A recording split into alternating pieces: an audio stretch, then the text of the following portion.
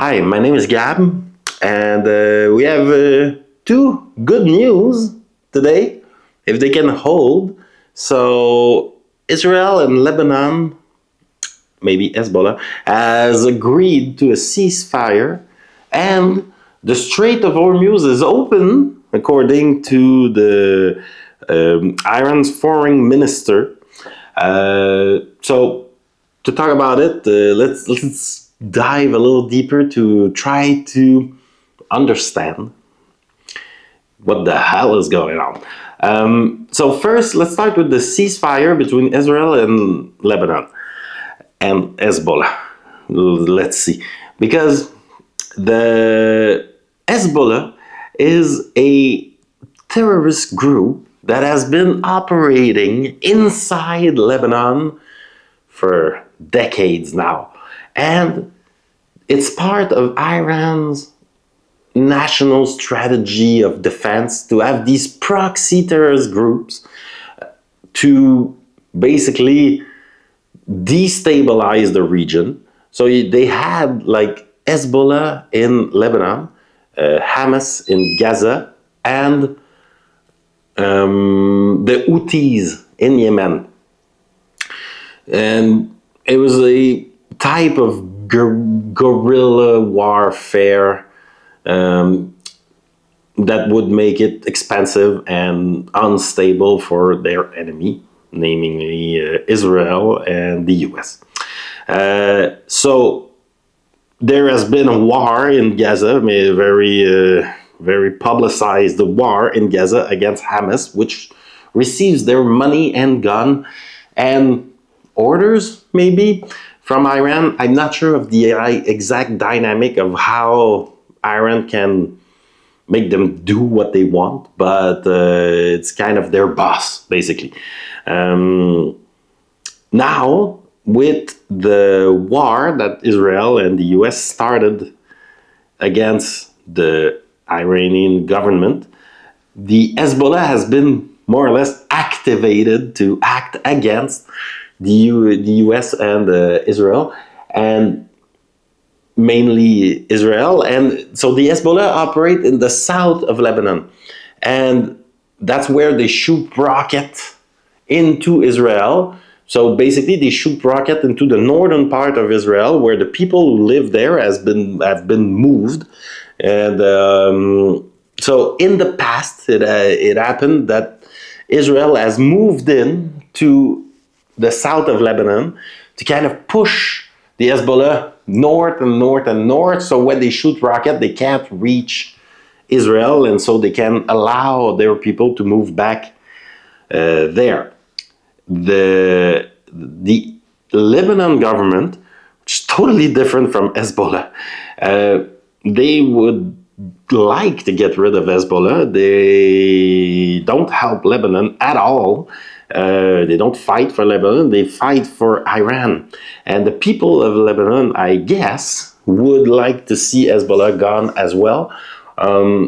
Israel's position is like, you had to deal with this, you can't, you're too weak, you can't deal with Hezbollah, so we'll deal with it.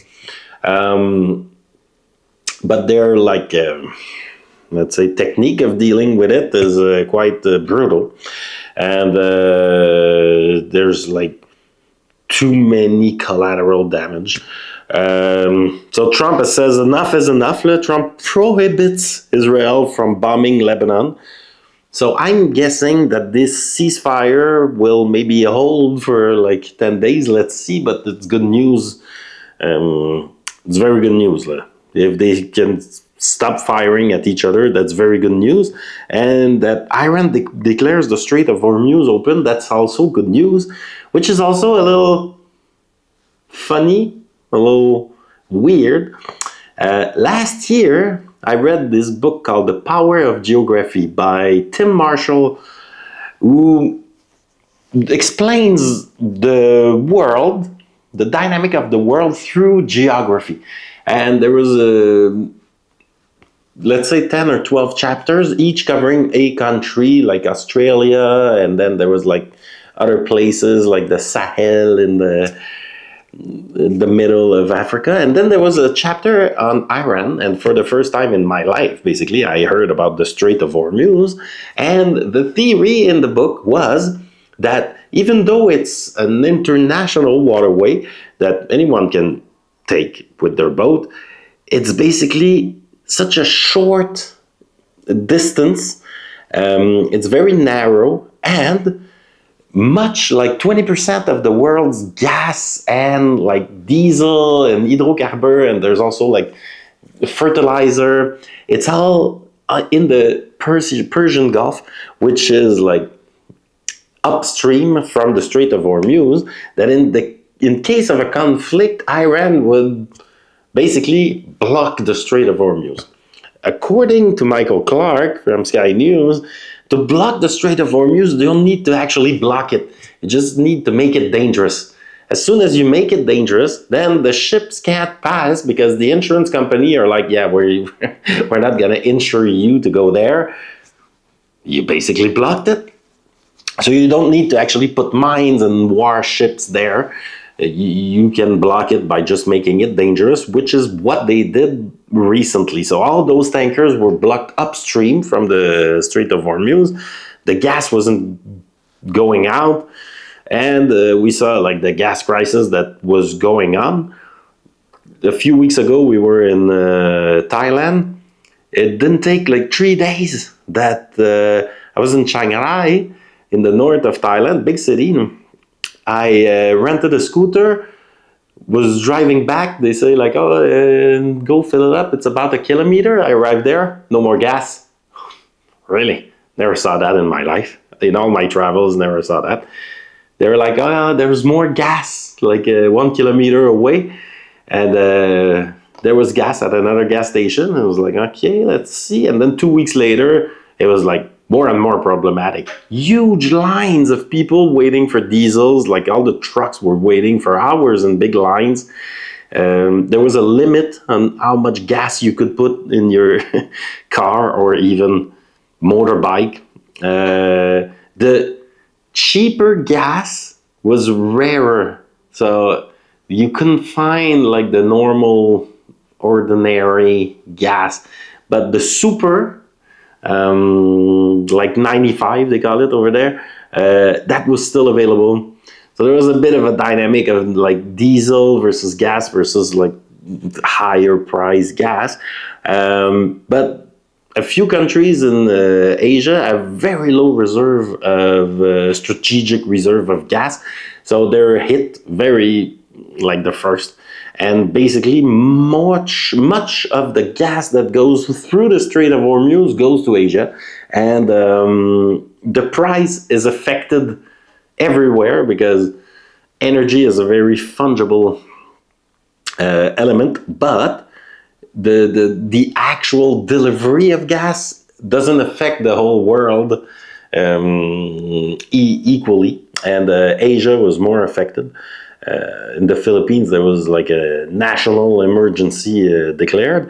And in Europe, the kerosene aviation fuel was quickly running out. And supposedly, the aviation fuel is harder to store. I'm not so sure of the dynamic there, but the aviation fuel was going to be the next, like, okay, now the planes can't go, so we have to cancel routes. So more and more more and more problems were like it was escalating spiraling out of control would be the proper term.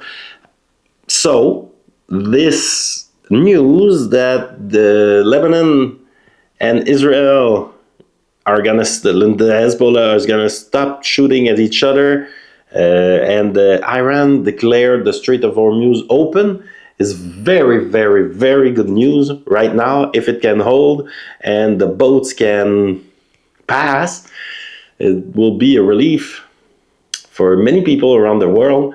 And that's not counting the people living in Iran or Lebanon who have like flights, like jet plane, like war planes flying over their head.